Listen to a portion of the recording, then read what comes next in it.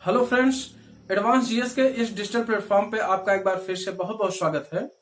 साथियों, आज से हम जनरल स्टडी या फिर सामान्य अध्ययन के कुछ ऐसे चुनिंदा टॉपिक का अध्ययन करना शुरू करेंगे जो आपके लगभग सारे एग्जाम्स में उस टॉपिक से क्वेश्चन पूछ लिए जाते हैं।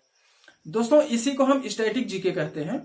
स्टैटिक जीके और कुछ नहीं है, जो हम सामान्य अध्ययन के अंतर्गत जैसे हिस्ट्री, पॉलिटी, ज्योग्राफी या फिर एनवायरमेंट सब्जेक्ट को पढ़ते हैं, तो इसके अंतर्गत हम इन सब्जेक्ट को सिस्टमेटिक तरीके से पढ़ते हैं।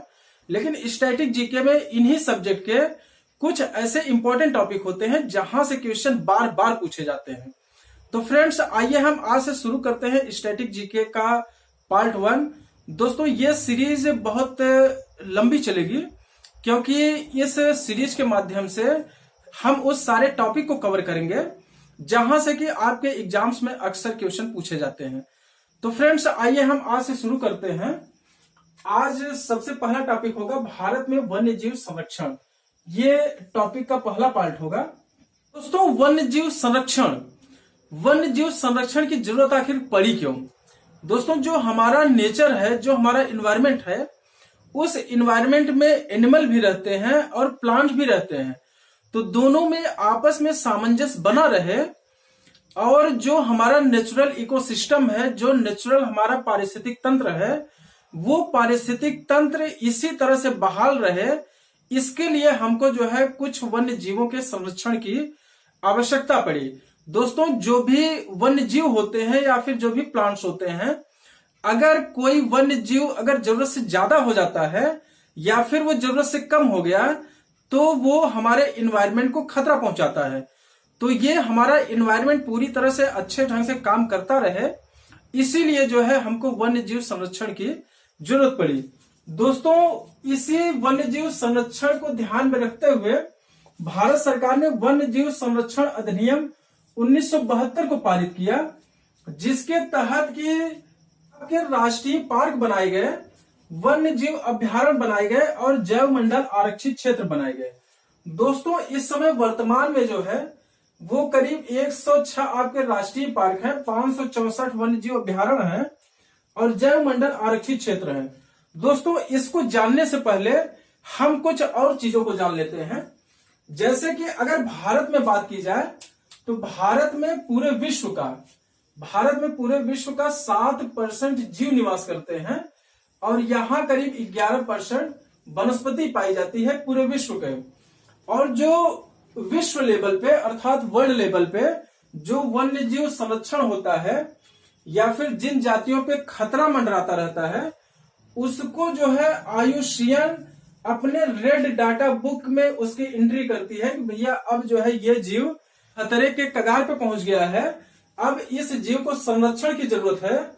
तो IUCN जो है वो रेड डाटा बुक जारी करता है, जिसमें कि जो इंडेंजर्ड जीव होते हैं उसको जो है इसमें शामिल किया जाता है। इसके बाद दोस्तों 3 मार्च को विश्व वन्य जीव दिवस मनाया जाता है, ताकि लोगों को जागरूक किया जा सके कि भैया वन्य जीव को जो है संरक्षित करना हमारा कर्तव्य है, ताकि इकोसिस्टम हमारा बहाल रहे। दोस्तों, अब हम आइए देखते हैं कि वन्य जीव संरक्षण अधिनियम 1972 के तहत जो है 3 प्रकार के आरक्षित क्षेत्र वो भारत में बनाए गए, जिसमें कि सबसे पहला है आपका राष्ट्रीय पार्क। दोस्तों, राष्ट्रीय पार्क इस समय भारत में 106 राष्ट्रीय पार्क हैं और ये जो है पूरे भारत के 1.33 भूभाग पर ये फैला हुआ है। दोस्तों, जो हमारा राष्ट्रीय पार्क होता है, राष्ट्रीय पार्क वो पूरी तरह से वो सरकार के नियंत्रण में होता है। सरकार के नियंत्रण में ये पूरी तरह से होता है और यहाँ पे किसी भी प्रकार की मानव गतिविधि की इजाजत यहाँ पे नहीं होती है और ये पूरी तरह से सरकार के नियंत्रण में रहता है। इन राष्ट्रीय पार्कों में केवल उन्हीं जीवों को रखा जाता है जो कि इंडेंजर्ड होते हैं, ताकि उनका संरक्षण जो है अच्छे ढंग से किया जा सके। इसके बाद दोस्तों, अगर हम वन्य जीव अभ्यारण्य की बात करें तो वन्य जीव अभ्यारण्य पूरे भारत में 564 हैं। इस समय वर्तमान डेटा के अनुसार 564 हैं और जो कि पूरे भारत में 3.73% भूभाग पर यह फैला हुआ है आपका वन्य जीव अभ्यारण्य। तो इस पे सरकार का आंशिक नियंत्रण होता है, अर्थात पूरी तरह से इस पे जो है सरकार का नियंत्रण नहीं होता है और मानव को इसमें निजी कार्यों की अनुमति मिली रहती है। अर्थात आप इसमें निजी कार्य कर सकते हैं, अपने खुद के कार्य कर सकते हैं, उद्योग धंधे या फिर कारखाने जो हैं इस आप वन्य जीव अभ्यारण्य में नहीं लगा सकते हैं। तो इसमें जो है मानव गतिविधियों की इजाजत होती है, इसमें जो है निजी कार्य किया जा सकता है। इसके बाद दोस्तों अगर हम जैव मंडल आरक्षित क्षेत्र को देखें तो दोस्तों ये अपेक्षाकृत जो है वो बड़ा क्षेत्र होता है और इसमें जो है पूरा का पूरा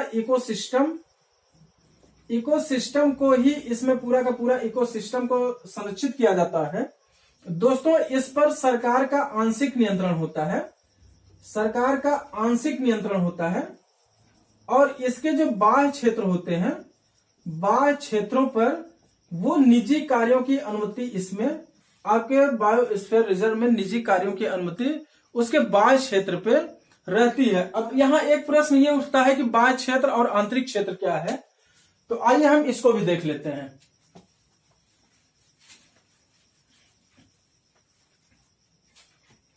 जैसे अगर हम मान लें कि ये हमारा पूरा बायोस्फीयर रिजर्व है, तो बायोस्फीयर रिजर्व जो है वो 3 भागों में आपके डिवाइड होता है।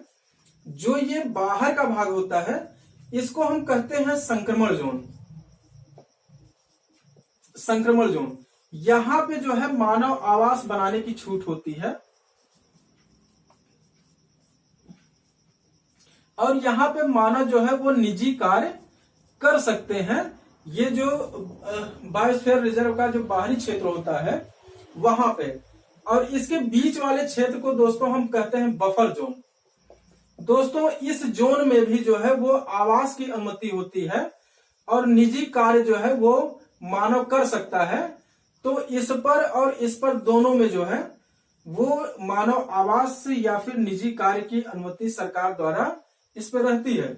लेकिन जो इसका बीच वाला क्षेत्र होता है इसको हम कहते हैं कोर जोन।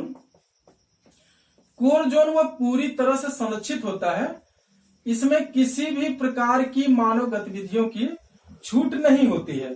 तो फ्रेंड्स हमने ये देखा कि वन्य जीव संरक्षण अधिनियम 1972 के तहत पूरे भारत में 3 प्रकार के क्षेत्र वो वन्य जीवों के लिए आरक्षित किए गए हैं, जिसमें कि पहला आपका नेशनल पार्क है जिनकी संख्या जो है 106 है। दूसरा आपका वाइल्ड लाइफ सेंचुरी है जिनकी संख्या 560 से ज्यादा है और तीसरा है आपका बायोस्फीयर रिजर्व जिसकी संख्या पूरे भारत में 18 बायोस्फीयर रिजर्व इस समय उपस्थित है। तो फ्रेंड्स इसके अलावा कुछ और जीवों के संरक्षण के लिए कुछ और अधिनियम बनाए गए जो कि आपके एग्जाम में अक्सर पूछा जाता है। जैसे कि अगर बात की जाए राष्ट्रीय बाघ संरक्षण अधिनियम। दोस्तों राष्ट्रीय बाघ संरक्षण अधिनियम ये आपका 1973 में बनाया गया, जिसके तहत राष्ट्रीय बाघों को संरक्षित किया गया और इसके तहत जो है बाघ अभ्यारण्य भी बनाए गए और इस समय पूरे भारत में 50 से ज्यादा बाघ अभ्यारण्य हैं। इनमें से कुछ इंपॉर्टेंट है जिसकी जानकारी आपको बाद में दी जाएगी। इसके बाद दोस्तों हाथी संरक्षण परियोजना चलाई गई।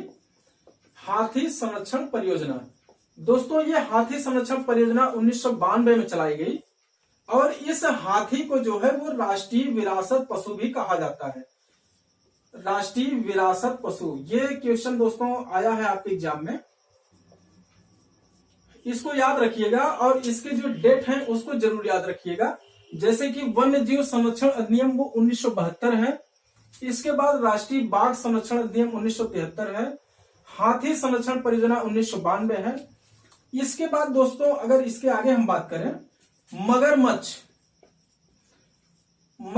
संरक्षण परियोजना जो है वो आपका 1974 में लाया गया। 1974 में आपके मगरमच्छ संरक्षण परियोजना लाई गई।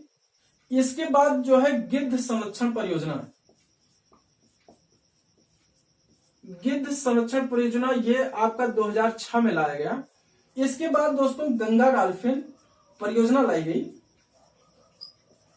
गंगा डॉल्फिन संरक्षण परियोजना ये आपका 2009 में लाया गया। दोस्तों इस गंगा डॉल्फिन को ही राष्ट्रीय जलीय जीव कहते हैं राष्ट्रीय जलीय जीव, ये आपके यूपीएससी में पूछा गया क्वेश्चन है। गंगा डॉल्फिन को राष्ट्रीय जलीय जीव कहा जाता है। हाथी को वो राष्ट्रीय विरासत पशु कहा जाता है, जबकि आपके बाघ को जो है वो राष्ट्रीय पशु कहा जाता है, राष्ट्रीय पशु। तो फ्रेंड्स यहां से क्वेश्चन आपके बार बार पूछे जाते हैं, इसलिए आप इसको याद रखिएगा। राष्ट्रीय बाघ संरक्षण 1973 में, हाथी संरक्षण 1992, उसके बाद मगरमच्छ संरक्षण परियोजना 1974 में, गिद्ध संरक्षण 2006 में और गंगा डॉल्फिन संरक्षण वो 2009 में ये परियोजना लाई गई। तो फ्रेंड्स हमने आज की क्लास में ये देखा कि वन्य जीव संरक्षण के लिए भारत सरकार की तरफ से समय समय पर कई सारी योजनाएं लाई जाती रही हैं, जिसमें कि सबसे महत्वपूर्ण है वन्य जीव संरक्षण अधिनियम 1972। इसके तहत हमने नेशनल पार्कों को देखा, वाइल्ड लाइफ सेंचुरी को देखा और हमने बायोस्फीयर रिजर्व को देखा। तो फ्रेंड्स अब हम कल की क्लास में ये देखेंगे कि नेशनल पार्क में वो कौन से पार्क हैं जो इम्पोर्टेंट है और अक्सर आपके एग्जाम्स में पूछ लिए जाते हैं। इसके बाद हम वाइल्ड लाइफ सेंचुरी को देखेंगे, फिर हम बायोस्फीयर रिजर्व को भी देखेंगे। इनमें से जो इम्पोर्टेंट होगा उसको हम याद करते चलेंगे बाय मैप। तो ठीक है फ्रेंड्स, आज की क्लास आपको कैसी लगी हमको कमेंट करके जरूर बताइएगा। और अगर अभी तक आपने इस चैनल को सब्सक्राइब नहीं किया है तो प्लीज इस चैनल को सब्सक्राइब कर लीजिए और अपने दोस्तों को भी शेयर करिए। तो ठीक है फ्रेंड्स, मिलते हैं नेक्स्ट क्लास में। Thank you very much.